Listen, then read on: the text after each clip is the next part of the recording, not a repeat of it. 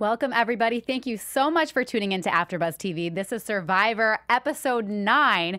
We have one crazy eating challenge at hand. Another player makes a name for herself, and most of the girls come out on top. Stay tuned. You're tuning into the destination for TV superfan discussion, AFTERBUZZ TV. And now, let the buzz begin. What's up, everybody? Thanks for joining us on this beautiful Wednesday night. It is Survivor Wednesday, White Rice Wednesday, the best day of the week. I love that one. I've never used that before. I think we've used it. I like that one. It's a good one, White Rice Wednesday. We haven't seen too much white rice, like them eating too much white rice this time. I don't want to see any white rice because I'm not able to eat white rice right now, so I don't want to be teased about it. All right. No white rice for us. See, it's a tongue twister. We have another tongue twister tonight, which is the title of this episode, The Sea Slug Slugger, which we will talk about with the crazy eating challenge we saw tonight. You guys, this is Survivor Episode 9 on AFTERBUZZ TV. Thank you so much for joining us tonight. I'm your host, Paige Bonanno. And I am Timothy Michael. Unfortunately, James is not here tonight. Is sick tonight, but he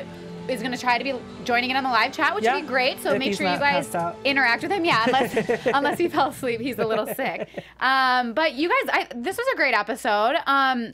The Sea Slug Slugger, we saw some craziness. What were your overall thoughts of the episode? I was excited about this episode because it kind of kept me on my toes because it was initial foreshadowing in the beginning. And I know that we've criticized Survivor in the beginning for giving us a little bit too much foreshadowing with focusing on key players who were going to go home. And that's kind of being able to predict who's going to go home. And they haven't been doing that this season. So I like that because we all thought, and we'll talk about it, that the four-core alliance was going to break up. Right. And that didn't happen. Yeah. So they teased that very well. They did, right. So they are doing a better job at throwing us off. So I liked this episode because it kept me on my toes. Yeah, definitely. I agree with that. Let us know what you guys think. And I guess we can, so the kind of topics that we're going to get into just quickly is like the eating challenge. Obviously, we haven't seen one of those in a long time, and it was incredible. So we saw another player that just made a really good name for herself in a few different ways, which I thought was great. And someone that we weren't sure was going to get voted off got voted off. I didn't see it coming. So I guess we can just say right away who got voted off because, you know, it's easier for you guys as viewers too. So Libby was off tonight. And I want to, first of all, go back to last episode just briefly because there's two things I kind of wanted to talk about. So first, Libby, it seems like she still doesn't know who voted for her last episode, which was Angela and Desiree. And I'm wondering, how does Libby not know who voted for her? Which I'm glad that you brought up because it obviously just flowed into this episode. I wanted Libby to be a little bit more proactive in finding out who voted for her. And like we critiqued last episode, we missed them going back after Tribal to the camp. Like, they haven't been doing that lately, and they did it this episode. And Libby was still, like, on the low talking about who voted for me. I don't know. And I'm like, girl, just stand ask. up and say, who voted for me? I feel like they would have more respect for her, especially Angela, if she would have stood up and said, okay, who voted for me and why? Yeah. Well, we actually saw later on when they were talking at the Mexican feast, that Angela was like, well, I'm sure your name was just kind of like an easy vote. So Libby still doesn't know that Angela voted for her. But here's what I figured out as we were going on. I was like, first of all, how does she not know? But second of all, Chris didn't have a vote last week. No. So she probably thinks that one of the votes was Chris.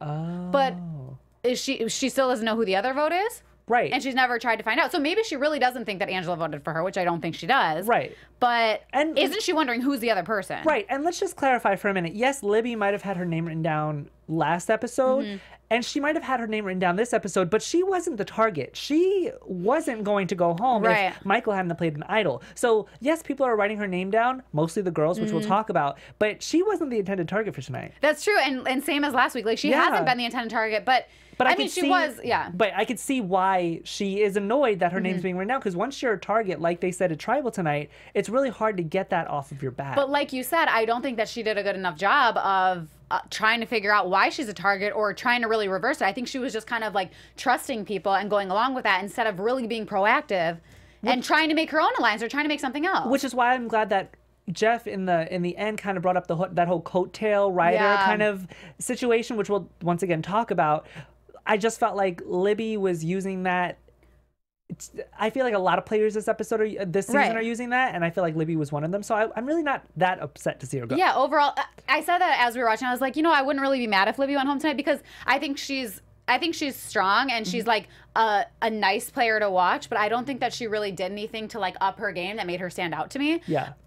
I don't know if you've seen anything in live chat yet, but are people saying anything about how they feel Libby's gameplay was? Well, some people said that they saw Libby going home. Some people said that it was a nail biter. Somebody, Rihanna B in the chat said Angela's the new Chaos Cast. And Chaos Cast was one of my favorite players. So, was Rihanna B. I do like that kind of similarity point of view. Everybody thought that was afraid that Wendell was going to go home tonight. I was afraid that Wendell was going to go home. And I know you were. That's why I brought it up. I said that right at the beginning. I think it's going to be Wendell, and then I kind of got changed, and I thought it might be Michael. But also, Libby said tonight that everybody thinks that her and Michael are a power couple. And it's interesting to me because, I mean, we've talked about this before. I saw like a bunch of Instagram posts of them. Like, it seems like they're dating, but that was not shown on the show at all. And I will say, like, when we've watched so many people that are like clearly power couples and it's so annoying. Like, even when we watched, I think it was Millennials versus Gen X, and it was, when Figgy was on it. I don't know if that was Figgy. It was Figgy and whatever that guy's name was. Yeah, he was. Snowboarder, sorry. Yeah, something with a J. But they were a power couple, and you saw her flirting with him on the beach all the time. Like, that totally consumed her game. I have not seen Libby and Michael really even talk once. I think maybe because we just had the merge, and maybe they get together like at Ponderosa or something. That's true. We don't know. But the thing is people were saying they're a power couple, and I don't think we've ever once really seen them interact. But I think that's what I like about Survivor versus Big Brother, and I'm just going to do it because they are on the same networks and they kind of are similar shows, and there is this whole debate about which one's better, Survivor or Big Brother. Obviously, I'm a Survivor fan. Right. But I felt like Big Brother, they like to kind of like advertise and kind of show us the showmances a lot. Obviously, it's a 24-hour, 24/7 show. It's just like Survivor is. But I felt like Survivor is more gameplay. Yeah. And they don't really care about showmances. So when somebody's in a showmance, if it's not like blatantly flirting or blatantly on the show, they're not going to show it because they have so much other stuff to edit in. True. Yeah, that's a great point too. And so the other thing that I mentioned earlier that I wanted to just talk about last episode was Figgy and Jay. Bria Carter, thank you for that in the chat. God, gag me. But I thought, okay, first of all, I feel like I like Chris so much more now that he's not playing anymore. Like, from what I've seen of him last week, I just think... correction. Rihanna B has some little facts. Figgy and Taylor. Oh, Taylor. Yeah, Jay was his other friend. Yes, Jay was the other. He was like the third wheel friend. Yeah, the third wheel. I liked Jay better than Taylor for sure. Yes.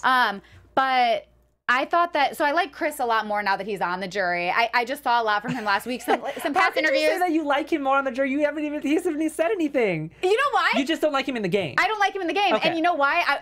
So that's totally true. But from like the interviews I've seen from him since, and like just like I felt like I got more sense of his personality throughout this past week now that he's been voted off and he can talk about it. I feel like he's actually like a pretty good guy, and I just loved his rap that he did at Ponderosa, obviously. But the thing that I wanted, the reason why I'm bringing this up is because I think that I didn't bring this up last week was that when Chris left, he stood up and gave Dom a nice firm handshake and said, "Good game, man." Like, he understands that this is a game. Yes. And same goes for Dom, is why I really like Dom, and I think that he's a really strong player, is because we saw, like, when we went back to camp, he says, "You know what? I'm a little concerned about the performance that I just had because I don't want people to, see me as this type of person. So I think I'm going to sit back for the next couple weeks and not call the shots." And he said, "I have mad respect for Chris. Like, I just think that they both were at it the whole game, but they're good guys." I think you could definitely see when they're not at each other's throats Yeah. that they are good guys. Yeah. So I get your point. And once again, I'm just going to bring it back to the fact that I like it when they show us what happens after Tribal, because this just shows how smart Dom is for acknowledging, like, I need to be humble. Like, he might want to brag his butt off, but he's not going to, because he understands that this is still a game. If I come out cocky, then they might not like me and I might be written down next. Right. And I said, like he said, I mean, I think when stuff like that happens, most people, probably 98% of people on Survivor, let that get to their heads, and then they keep going with it. Like, we saw even with Jacob, episode number 1. Like, once one thing happened, he ran with it, and then people couldn't stand him. Like, I feel like Dom is such a smart, strategic player. Like, he knows when to turn it up, and he knows when to dial it back. Yes, which I'm glad he is on my fantasy team. Yeah, Dom's for nights great. like this. I'm actually genuinely curious, like, how far do you think he's gonna go? Do you think he can make it to the end, or do you think it's gonna be a point where people are like, you know what, we gotta get you out? I think that because everybody loves the merge because, like I said in maybe 2 episodes ago, you can really see players, you know, up their games because it is the merge. Everybody has to start playing for themselves. Yeah. And I feel like you said, Angela really made a name for herself in this episode, and I think that's just going to continue to happen. So yes, I think that Dom can make it to the end, but I still don't know a lot of these other players that might make a name for themselves. Right. Yeah, I still feel like I don't really know Chelsea or Desiree on like a deeper level yet. Right. Yeah, so I guess we'll see what happens with that. Quick question in the chat from Sheena123. She said, Paige, she knows that Michael is your favorite player. But after tonight, is Wendell one of your... Oh, Wendell was my first fantasy draft pick, wasn't he? Does he pick... Or was does he he play second? over... Okay, the thing about Michael is like I love Michael so much because I just think he's a beautiful, gorgeous, sexy man. But like I don't necessarily care if Michael wins Survivor or not. Okay. I just like he's my love interest. Okay. You know what I mean? Got it. I have like my different players that I think are like my strategic, strong players that I want to win, and I have my other like love interest players. That's funny because Wendell is on your fantasy draft, but Michael is on mine. So it's like that little feud of Paige's love interest. Yeah, right. I actually picked Wendell first because Jeff said that he picked Wendell as a player to win. That's right. Yeah, That's so right. and he's been doing a really good job too. Speaking of Wendell, I just want to talk about this back to the episode. Wendell was making a kitchen tonight.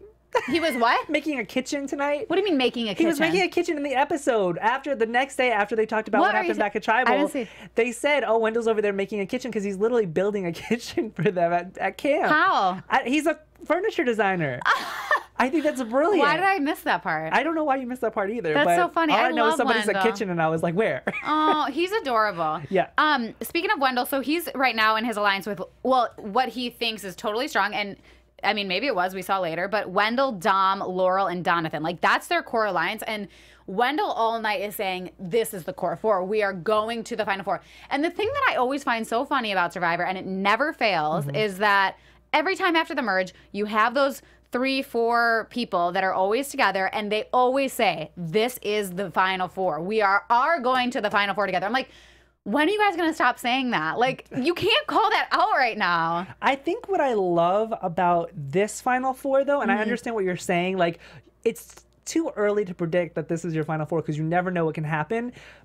But I like this Final 4. I think it's such an odd bunch to put together. Like, Wendell, Dom, Donathan, and Laurel. Like, I just think it's such a good alliance. I just don't see it lasting at all. Like, no matter how strong they say they are, I think Laurel's going to flip on them. Or if not, Donathan might try to make a big move. Like, I do not see Laurel staying with them. We saw tonight that she was paranoid and she seemed a little flippity-floppity with him. I think so, too. But she still stayed true to her alliance, though, because they all She still did did. vote for Michael. But her and Donathan both were talking about maybe switching. They both were like, well, maybe we can stay for one more vote and then get out of it. Like, it's not the core 4. I think what's going to happen, and maybe we can talk about it in predictions, but I'm going to say it now anyway, is that everybody realizes that you have to make a move now. And after Michael made his big move tonight, I think Laurel is going to be like, you know what? I need to make a big move too. Yeah. So I think you're right. I think that she's probably going to be the first to jump ship on that. And you know what? She has a lot of information now because Wendell told her about A, Dom's idol, and B, his own idol. Yes. And we saw, like, Laurel, I don't think she trusts Wendell because she says, oh, why are you lying to me right now? Why are you lying to me that you have the idol? And he's like, I'm not lying to you. And she's like, well, why wouldn't you have told me before? Like, I don't think that she fully trusts him. And I think that she said tonight, I can only trust him to an extent. Right. When Wendell wants to be with Laurel 100%. And like, he's in on that. Right. And I understand why he would want to be with Laurel 100%, but I don't necessarily agree with the fact that he's giving up everybody else's secrets because he wants to be with her 100%. And I get that he might have been doing it for the 4 Alliance.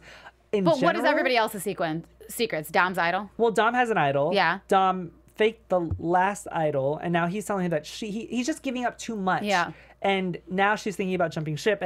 But I get where he's at only because, like, I think he should be more cautious of Laurel, but he's not. Like, he does think it's 4 strong, and he's kind of, like, I'd be interested. I mean, I'm sure he wouldn't go tell Dom, hey, I told Laurel about your idol. Right. But yeah, why does he think that he can be, like, going and telling that? I don't know. I have no idea. I think he'd rather work with Laurel than Dom even, really. I would rather work with Laurel than Dom because I like Laurel. And I'm jealous that she's on James's fantasy draft because I do think that she can go really far in this game. Yeah, I just, like, there's something about her that's still got me on the edge of my seat a little bit. Like, I'm not sure what that is.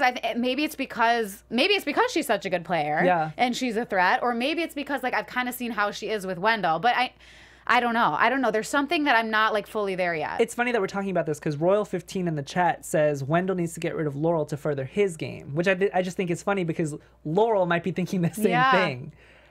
And I don't know. Do you think that if Wendell tried to go, I don't know. I don't know if Wendell could really get that far. I don't think that Wendell would even want to try to go after Laurel unless she backstabs him in a way because he really does like her. Yeah, and the thing is like I think people like and trust Laurel more than they do Wendell. Like I think if you were to ask anybody, regardless of like alliances right now, if you were to ask any of them, they would go for Wendell first. Yes. But they're both very strong, as we saw in the reward tonight. Yes, and before we get to the reward tonight, because they had a lot of fun, and if you want to have fun, learn, and grow in all areas of your life, for those who do, we've got a podcast for you. Conversations with Maria Menounos Podcast Edition is hosted by our very own AfterBuzz TV founder, Maria Menounos, and drops every Friday on iTunes.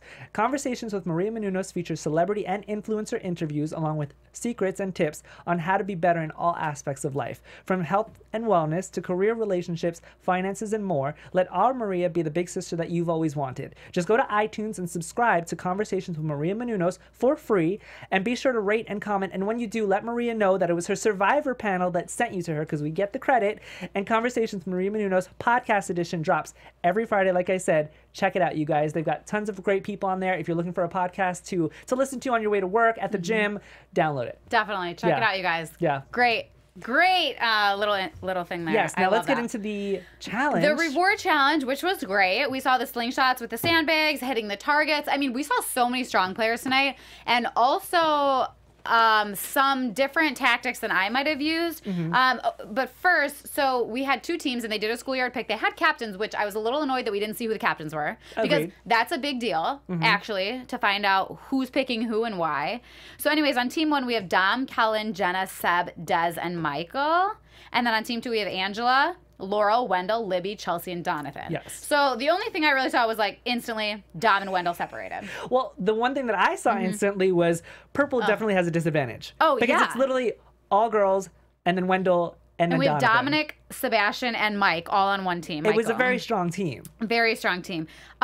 So Dom and Wendell right off the gate, I mean, they both hit their targets right away. Laurel too, instantly. Yep. And so here was kind of how it was like if you shot, you could everybody had to shoot at least once. So like you could shoot and miss and run back, or you could keep shooting. But the thing that I found interesting was like some of the players, they just shot once and then just went back right away, which I kind of understand because you had to get through everybody first before you could have the strong players go again. And then once you go once, like you're done. You don't have to go again if you don't want at all.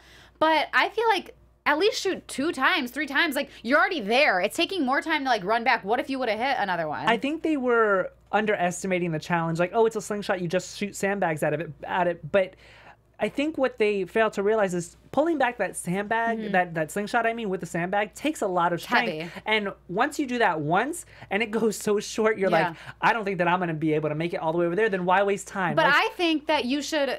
Okay, once you did it one time, you kind of have a little bit more of a gauge on how... Just try it one more time. All I'm saying is twice. Do it twice. If I was there, I definitely would have tried it one more time because I'm one of those people that's very competitive. And I want to try. I want to be able to do it. And if I can't be able to do it, at least I tried more than once. So I get what you're saying. But at the same time, it could have hurt them because what if somebody who wasn't able to do it and they kept shooting and kept shooting and kept shooting, and you're literally wasting all of this time. But think about this. Like, when Sebastian went, he shot once...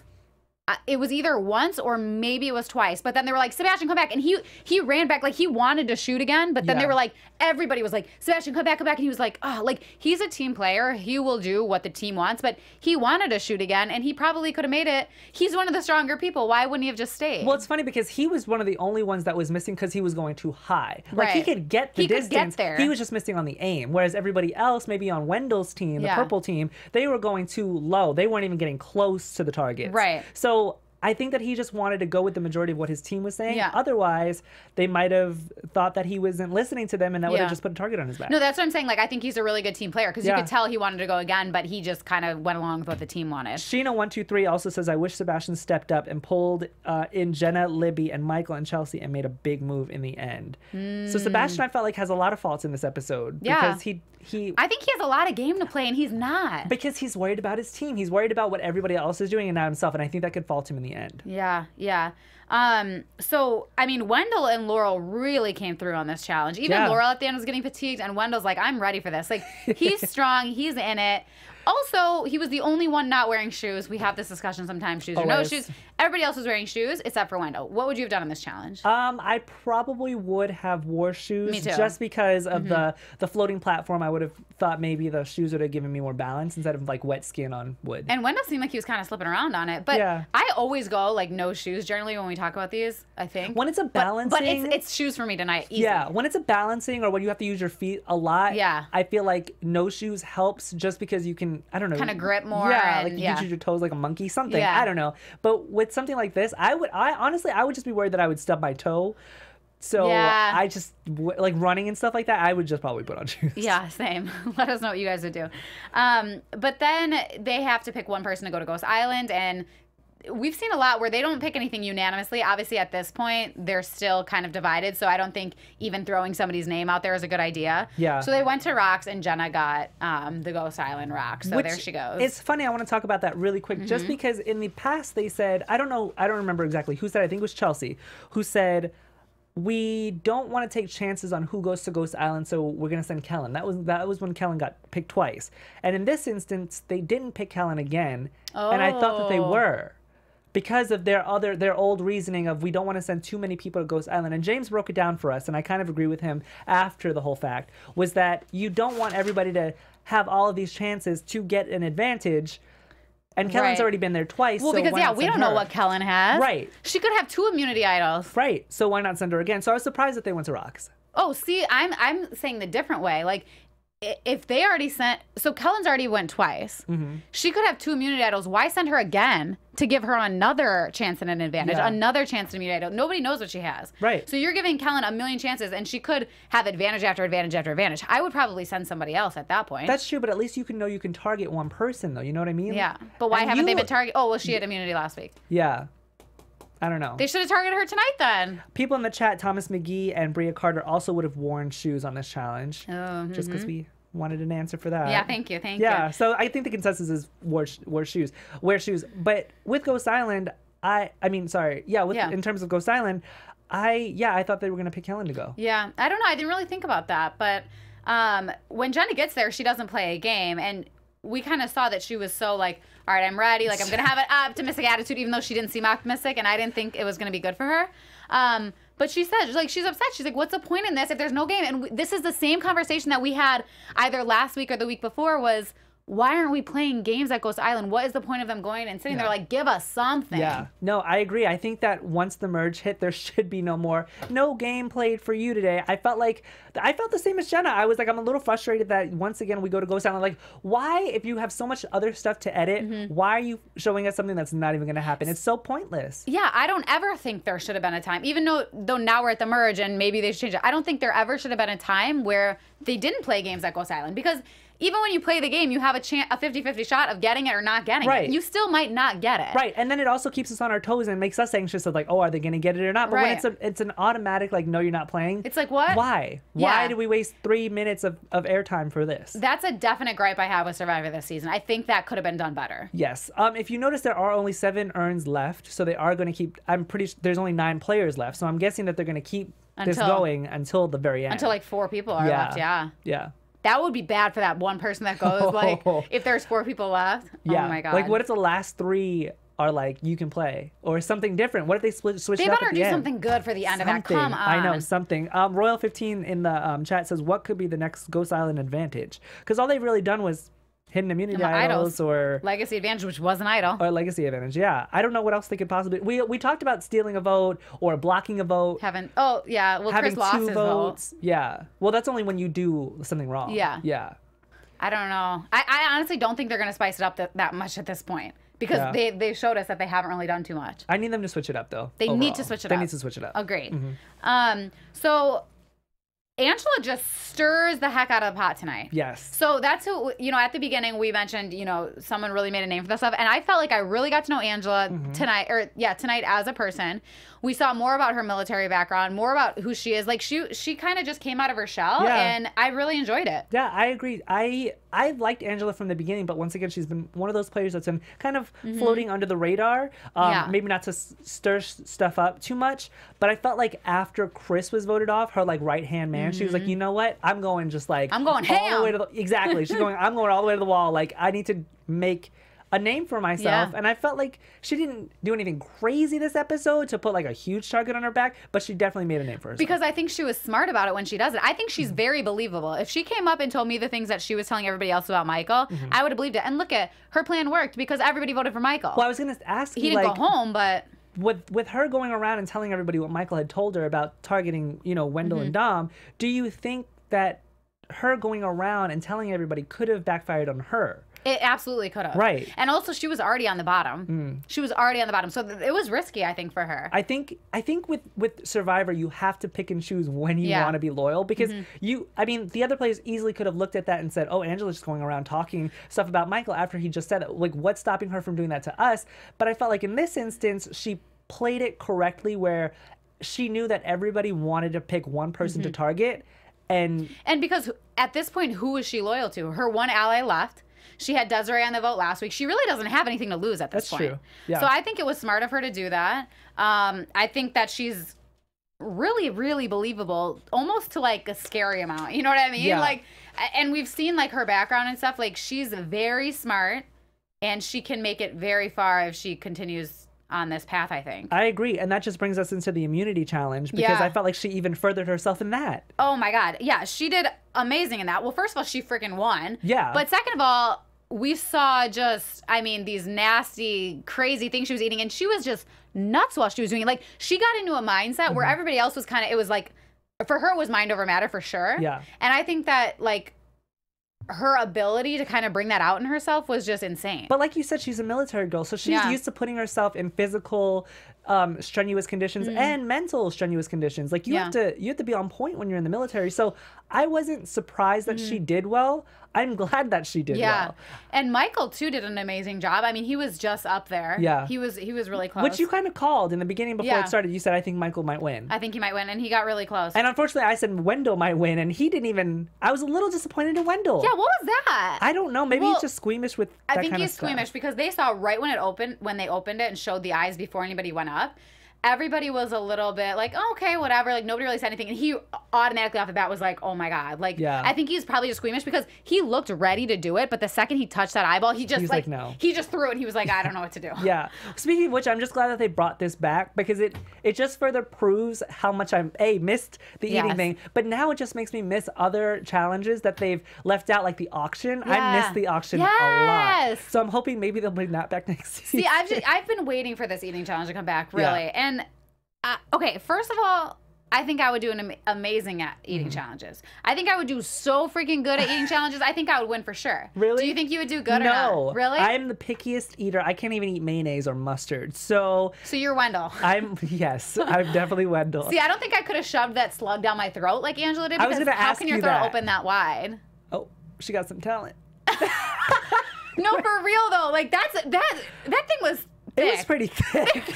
I mean, there's no other way to talk about it. There's no way. I don't know. When she did it the first time, I was like, you just looked at each other. And then she tried to do it the second time, but she couldn't at that point. That's too much. Yeah, we just looked at each other, and did she just swallow it? But that was bad. And then also, how does she digest that? I don't know. But it was a sea slug, and it was massive. Yeah. And also, other things we saw were the fish eyes, easy. Like, you can just swallow those. You're good. The three... Apparently, you could just swallow sea slugs, too. So. Nothing grossed me out except for the three, like, moving beetle larvae that were alive. That one would stress me out. Yeah. But I really think I would do really well at an eating challenge. Which I'm good for you. Yeah. Because so here's the thing. I wouldn't be like Wendell where I wouldn't attempt it. I would definitely try because this is $1 million. You'd be like Libby, a little behind. Right. Yeah. But I would be even more mad if I tried all of that. Like Michael, he did all of that and he still lost. Like, so I would be so mad. Like, I literally just put all of this stuff in my mouth. I literally just ate slugs, live slugs. But props to Michael, because he went back and said, I just need to say that I finished it. Yes. And this just makes me like him even more. because he's just one of those people that's A, resilient, and B, will never give up. Resilient is a great way to describe Michael, I think. And yeah, I mean, it's one of those things where he said, I'm probably never going to play Survivor again, given that he's not asked back for a second chance or something, which is so slim, the chances.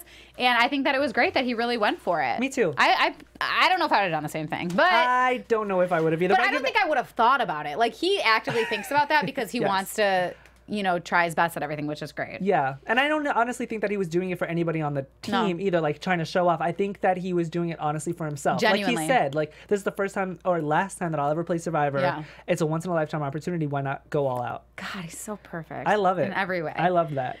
So back at camp, though, they're thinking about splitting the vote 5-4, Libby and Michael. Yes. And basically Michael's trying to retaliate and saying, like, we can take out one of the, or Malolo can take out any of Navidi if one person will just kind of like flip, because if they're going to vote 4-5, it's easy for them to kind of swoop in, but nobody's really having that. And this just disappointed me because when we merged, I thought naively that it would be the end of the old Navidi, old Malolo, because it just got, it A, gets confusing for us as hosts to kind of keep track of everything, but B, it's also just, you're playing literally for yourself now. So let's put the whole Navidi and Malolo aside and think about who is going to take me further in the game, no matter who they started off with. And not just that it's confusing for us as hosts. I feel like it's confusing for everybody watching unless you literally have a chart in front of you that said who was on what tribe at the beginning.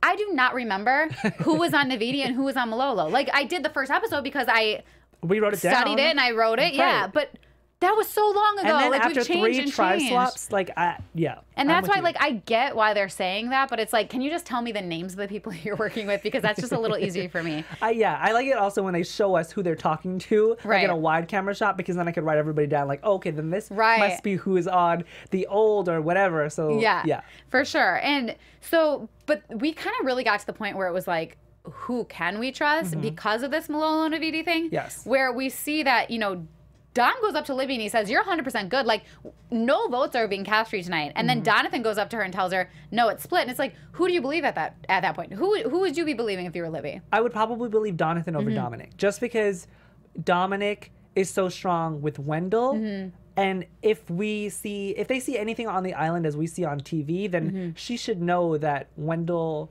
Oh, wait, so that's hard. No, that's hard. Because I was going to say that she knows that Wendell, Dominic, Donathan, and Laurel are all, like, they're all together. But then at the same time, it's Donathan and Dominic who are on the same kind of alliance. And telling me different things. Yes. So then why would I not believe Donathan? Right. Why would I just not look out for myself more? That's hard. And, I mean, to be fair, Libby was on the right side of the vote tonight. She was. Yes. But does she... I'm just wondering, does she think that she's close with the girls? Because all the other girls are close. And she's like the only one that's on the out. So does she think that she's close with them? And does she know, like, she should still be thinking about those girls that voted for her last week? No, I agree with you. I think that Libby, once again, failed in an opportunity to kind of not out herself, but kind of show that she has, you know, something like some kind of like mean streak not mean streak, but just like, so I don't want to say the B word, but like something, some cojones or something that states like, hey, I want to know, tell me, and maybe that would have garnered some respect for her from the other girls, and maybe they wouldn't have kept voting for her. Yeah, constantly. I mean, I just think that it was a missed opportunity for Libby. Right, definitely. I'm just... So I just wonder where the switch was for Libby when she decided to vote for Michael. Because I just didn't expect that. I don't know, maybe because she said that they were a power couple. Right. I mean, obviously she has to go with what she had to do, but I didn't expect her to be voting for Michael tonight. I wasn't either, especially since we kind of know that they have a showman. And especially since Michael voted for Wendell. Like, why didn't they kind of move to the Wendell side then? I guess, I mean, the only thing that I can think of is they decided to split the votes between Michael and Libby. So the girls were supposed to vote for Libby and everybody else was supposed to vote for Michael. That's the only that's the only rhyme or reason that I have for that. I think Michael voting for Wendell was he obviously was not part of any kind of conversation. No conversations. He wasn't even trying to conversate with other people. So what does that tell us about Michael's gameplay then either? Because he's good at challenges and stuff, but we don't really see Michael going around and just talking gameplay that often. And he did it with Angela, and then that blew up in his face tonight.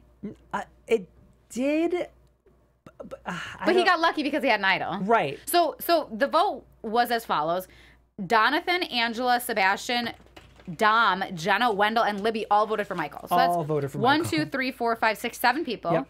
And then Laurel, Des, Kellen, and Chelsea, all the girls voted for Libby. So Angela and Libby were on the same side. Those are the only girls on the same side. But now Libby's out. And then Michael was the only one that voted for Wendell. Yes.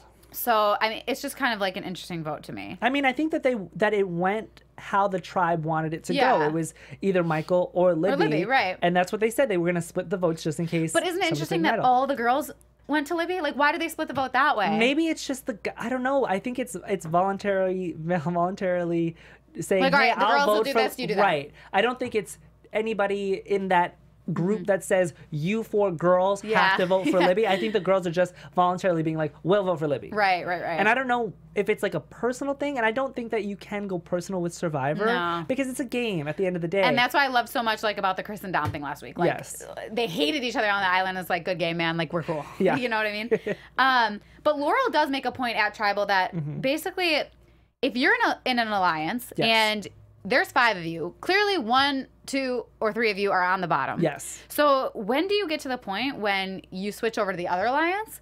But also then, are you just on the bottom of that alliance? I was going to say. So really, how can you win? Right. I was going to say, because Kellen just kind of rebuttals that when she says, you know, you can make the jump from orange to purple, but then just be sure that you're going to be on the bottom of that one unless you've done some really, really great convincing. Exactly. And I don't know if you can when you jump in alliance, because then people might just look at you like, wow, if you traded on that alliance, then you might do the same thing to us, just like it could have backfired for Angela. You talking all this stuff about Michael, what Michael just told you. How do we know that you're not going to do the same thing to us? And I think that goes along with the other conversation that was mentioned at Tribal was about, you know, the new Survivor format is all about, you know, making big moves rather than riding on the coattails. And it's like, when something like that happens, do you try to make a big move and maybe try to do some convincing and move over, or do you ride on the coattails and just hope for the best? I think that in this season, I feel like once again a lot of the players are doing that whole riding the coattail thing, which is why I'm glad that Jeff brought it up.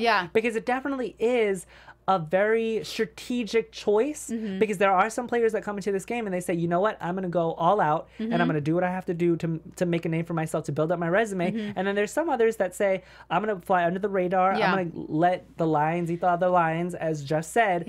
And then once we get to the end, I can say what I need to say. I think you have, like, to an extent, you have to ride on the coattails until you are presented with an opportunity. Not always. Like, sometimes you should make that opportunity, sometimes. But I feel like if the opportunity presents itself to you, maybe not, okay, here it is, but more like you kind of have a little bit of an option, like it kind of comes to you a little bit, then that's when you swoop in and make your big move, because then you're not seen as some crazy manipulator that's bouncing around everywhere, but you're also not seeking out a million different opportunities and like trying to do this and that, but you know, stay under the radar a little bit and then make your moves when they are relevant. Yeah, because the more moves you try to make, the more toes you might have to try to step on, and the less votes you might get in the end. And I think that's where Dom sits right now, is he's like, I know that right now I need to sit back. I know I need to sit back because I've done all this before. So, and we didn't see much of him after when we got back, so. No, and we thought that he would, you know, be a front runner in this challenge. At least we were hoping he would be, but that's not the case, and I'm okay with that. Yeah. Oh my gosh. Do you have anything else that we didn't mention, or anything that the live chat called out that we should? Well, I do have some shout outs, because we have some amazing people in the chat right now. Rihanna B, Sheena123, War Hero 99, Eric Olin, our very loyal fan, Royal 15, Thomas McGee, some new names as well. Has Rihanna been here?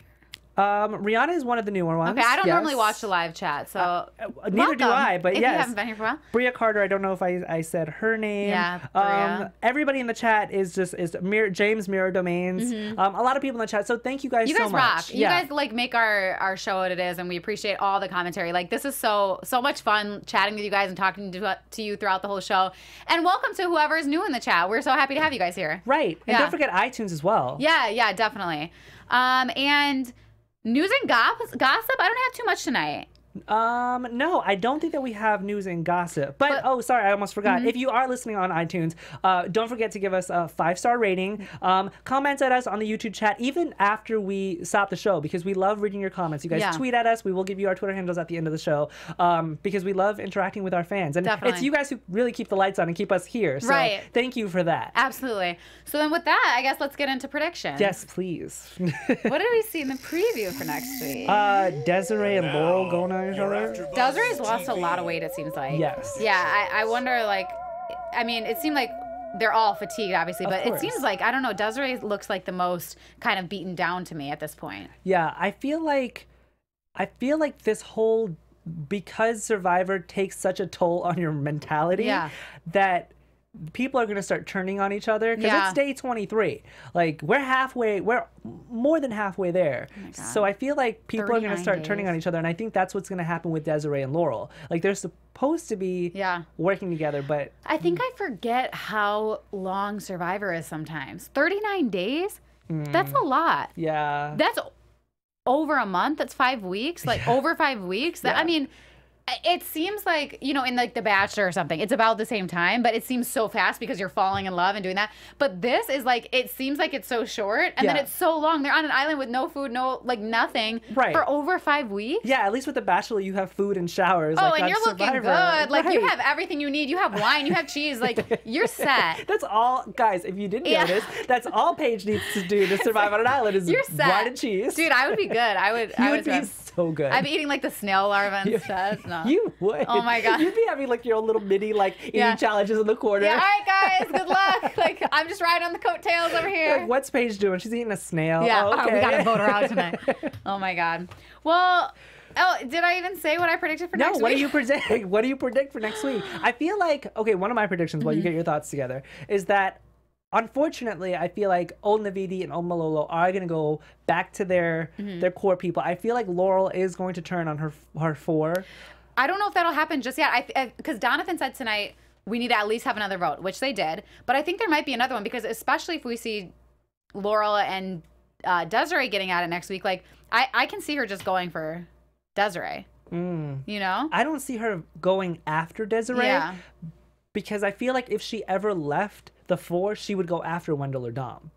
Like, you would have to. Like, if you're going to jump your core alliance, it better be because you want to go after if she's not going to jump those four yet, I see what you're saying. Then just vote for Desiree, and then when time comes, then vote for Wendell, or then do your move. But I think Laurel's getting to the point where she's a little getting antsy, and she wants to get out Wendell or Dom. I agree. So maybe they go at it, and then she ends up working with Desiree. I'm really surprised that, obviously, Michael was the intended target for tonight, but I'm surprised nobody brought up the whole girls versus guys yet. And they usually do every season of Survivor. And there are a majority of girls in this season, so I'm surprised, and they've been picking off the guys, and Michael would have been another one if he didn't have an idol. That's true. I'm surprised nobody has said, hey, let's us girls work together, and I'm surprised it's not Angela. But it seems like the girls are working together regardless. You know what I mean? Well, it just kind of falls. I mean, not really, because all the girls just voted out Libby, so... Well, all the rest of the girls, aside from her. Yes, I understand. And they've been wanting to get Libby out for a while. I mean, I just think that they see her as too much of a threat, but go after Laurel then. I think Laurel's more of a threat than Libby. I agree. I felt like Libby just had her looks and her charms. Right. She wasn't really playing much of a social game, unfortunately, because I think she could have. She had that one vote at the beginning, though. I think she got scared. I think she was scared because she saw, and she said it in tonight. She said it's been 4 separate tribal councils or 3 separate tribal councils where somebody's written my name down, and I just felt like she was too timid or too afraid to make a move because if she did, it would just cause her to have her name written down even more. And that's true, yeah. Like, if you do think about it, she wasn't going to go home tonight. Yeah, she had her name written down, which sucks, but she wouldn't have gone home. Yeah. Maybe if she had made a big scene about it, they're like, you're done, you know. So, I mean... Anything on your fantasy? Are you excited about your fantasy draft? So, Libby has gone on James. Yes. I'm still excited about Kellen. I mean... Angela's on my fantasy team. I wasn't even excited about her until last week. Okay. Also have Jenna and Wendell. I mean, Wendell he's just, I mean, I love Wendell. I think he's a great player. But I think that he's kind of just going a little bit downhill from here. But we see he still has an idol, which also he didn't play tonight, which I would have played if I was him. No, we forgot to mention that. We didn't even talk about Michael is the first player this season to actually play his idol correctly. So. And I'm like, you know what? He was like, I was a little bit he's like, maybe I'm just paranoid, but I'm gonna play it. I'm like, Good for you. Good for you. Because if you went home with that in your pocket, I would die. Yeah, especially on Ghost Island. Oh, come on. You didn't reverse the curse, you just made it worse. Right. So he did a really good job playing his idol, which I'm happy about. Yep. So yeah, I'm excited about the draft and everything with Survivor. I'm excited about next week. Hopefully James feels better to join us. Definitely. Well, you guys, everybody, that was Survivor episode 9, the slugger and the seashells, whatever the name was. I can't even get it right because it's a tongue twister. But thank you, like we said before, everybody for joining us in the live chat. Make sure to give us a like, subscribe, let us know how we're doing on YouTube. We appreciate you guys so much. And I'm your host, Paige Bonanno. And you guys can follow me on all social media at Paige Bonanno. And I am Timothy Michael. You can find me everywhere at I am Timothy Mike. Thanks so much, you guys. We will see you next week. See you next week. From executive producers Maria Menounos, Keven Undergaro, Phil Svitek, and the entire AfterBuzz TV staff, we would like to thank you for listening to the AfterBuzz TV network. To watch or listen to other after shows and post comments or questions, be sure to visit AfterBuzzTV.com. I'm Sir Richard Wentworth, and this has been a presentation of AfterBuzz TV. Buzz you later. The views expressed herein are those of the hosts only and do not necessarily reflect the views of AfterBuzz TV or its owners or principals.